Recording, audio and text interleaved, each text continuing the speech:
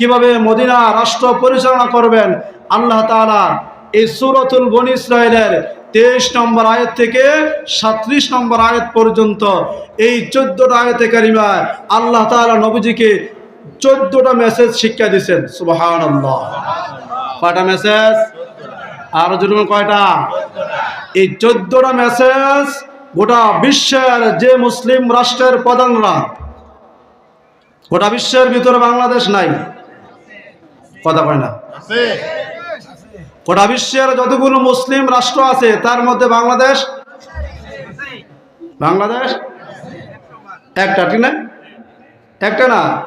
তাহলে গোটা বিশ্বের মুসলিম সেনাপ্রধান যারা, রাষ্ট্রনায়ক যারা, তাদেরকে 14টা মেসেজ জানা দরকার আছে না নাই? মানা দরকার আছে না নাই? সোনার বাংলা